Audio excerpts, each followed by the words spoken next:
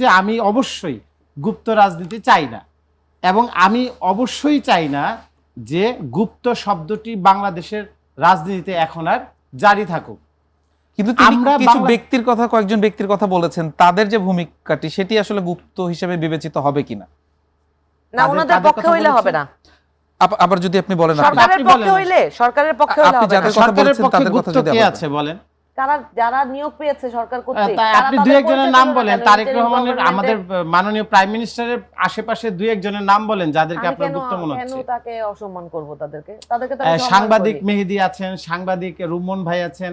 ধরেন এই যে ইন্টারিম গভর্নমেন্ট যখন, মানে আওয়ামী রেজিম যখন শেষ হলো, তারপরে তো আপনার পরিচয় গোপন করার দরকার। আচ্ছা, আমি শেষ করি আপনার বিষয়ে আমরা আসবো আপনার কাছে। আমি যে কথাটি বলতে চাই, আমরা পুরোপুরি মব সংস্কৃতির বিরুদ্ধে, এবং আমরা যেখানেই মব হবে সেইটার আইনগত যে বিচার প্রক্রিয়া এবং এটার যে ন্যায্য যে শাস্তি, সেই শাস্তি এই সরকার ব্যবস্থা নিশ্চিত করবে, এটা আমাদেরও চাওয়া। এবং বাংলাদেশের সকল ক্যাম্পাসে, বাংলাদেশের সকল জায়গায় প্রত্যেক নারী সম্মানের সাথে তার জীবন জীবিকা নির্বাহ করবে, এই নিশ্চয়তা রাষ্ট্রকে দিতে হবে। এবং আমি সবসময় বলি যে নারীর সম্মান সমস্ত জায়গায় সুনিশ্চিত করতে হবে, এবং সেটা সরকারকেই করতে হবে। কোনো তার ড্রেস আপ, গেট আপ, এটা তার স্বাধীনতা। এইটার উপরে কোনো রাজনৈতিক দল যে কোনোভাবে এইটার উপরে প্রভাব বিস্তার করুক, এইটাও আমরা চাই না। আমরা দেখেছি এই যে সংখ্যালঘু সম্প্রদায়ের উপরে এই চট্টগ্রামের একজন পুরোহিতকে যেভাবে মেরে ফেলে গাছে ঝুলিয়ে আগুন ধরিয়ে দেওয়া হয়েছে, এইটারও কিন্তু আমরা প্রতিবাদ জানাচ্ছি। কিন্তু এবং আমরা এই প্রসঙ্গে হুমায়ুন নূর যেটি বলেছেন যে উত্তম মধ্যম প্রসঙ্গে আপনি যেটি বলছেন যে এটি জায়েজ বা এই ধরনের কথা, না, আমি জায়েজ বলি নাই। আমি বলেছি আমি দেখেছি ছাত্রদল ভিকটিম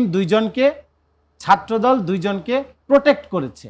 আমি এইটা দেখেছি, এবং আমি এইটা বলেছি দর্শককে পিটিয়ে মেরে ফেলেছে এবং অত্যাচার করলে তাকে আপনি নিপীড়কের অতিরিক্ত অত্যাচার হলে 20 জন মানুষকে দেখছেন, দিতে পারে আপনি 20 জন মানুষকে দেখছেন, কিন্তু গণেশচন্দ্র রায় সাহস যে তাকে সেভ করলো, ছাত্রদল ঢাকা বিশ্ববিদ্যালয়ের সাধারণ সম্পাদক এবিএম জুবায়েরকে যে সেভ করলো, আপনি সেইটা দেখছেন না, বলছেন না। এটা তো আমি পরগাছা রাজনীতির একটি প্রতিচ্ছবি খুঁজে পাচ্ছি। এখন আমি আরেকটি বিষয় বলতে চাই, আপার কথায় আসতে চাই। আমার আর আপার মধ্যে একটা মিল আছে। মিলটি হচ্ছে এই জায়গায়, আপা যেরকম একটা সংশয়ের মধ্যে আছে, আমরাও একটা সংশয়ের মধ্যে আছি। বাংলাদেশ জাতীয়তাবাদী দল বিএনপি যারা দীর্ঘদিন ধরে করে, এবং যারা নিগৃহীত, নিপীড়িত, যারা সত্যিকার অর্থেই সংগঠনের জন্য ত্যাগ করেছে, আমরা আসলে দলের রাষ্ট্র ক্ষমতার বিভিন্ন পর্যায়ে এদেরকে আমরা দেখতে চেয়েছিলাম, কিন্তু অনেক ক্ষেত্রেই এই চাওয়াটা আমরা সাধারণ মানুষ দেখতে পাচ্ছি না। এর কারণটা কি? এর কারণ তো আমরা জানি না, যেহেতু রাষ্ট্র পরিচালনার সাথে আমরা যুক্ত না, আমরা শিক্ষকতা করি।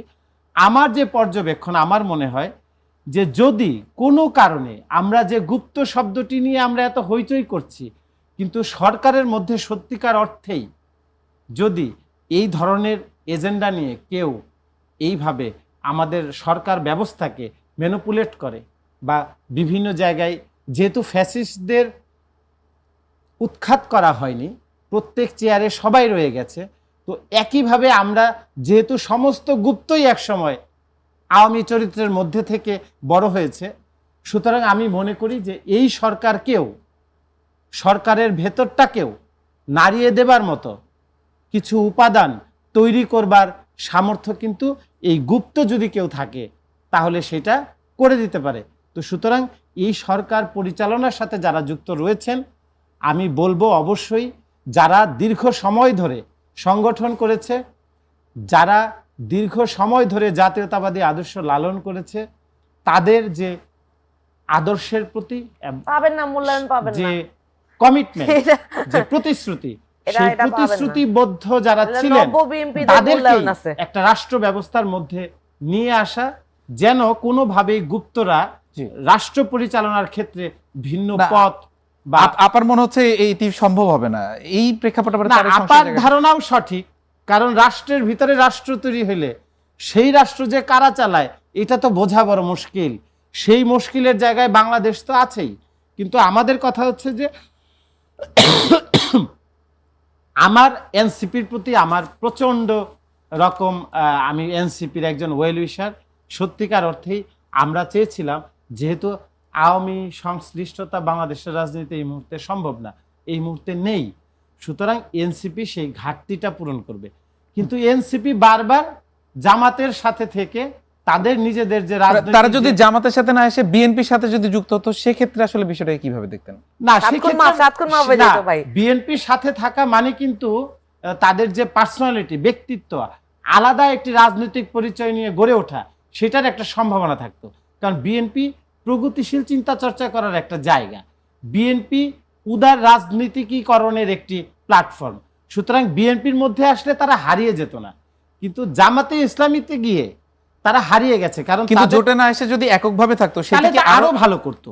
তারা যদি এনসিপি যদি এককভাবে রাজনৈতিক একটি পার্ট তৈরি করতো বাংলাদেশে, তাহলে একটা উদার গণতান্ত্রিক এবং সাম্যের রাজনীতি যারা বিশ্বাস করে, সেই রকম আপকামিং যে জেনারেশন, নতুন প্রজন্ম, সেই রাজনীতিটা উৎসাহ নিয়ে করতো। কিন্তু তাদের ভেতরে জামাতি ভাবধারার মধ্যে চলে আসাতে একটা পরগাছা সুলভ আচরণ তৈরি হওয়ার কারণে এনসিপির রাজনৈতিক ধন্যবাদ। আপনার কাছে আসলে সমস্যা, হুমায়রা আপনার কাছে এই ব্যাপারে একটু জানবো।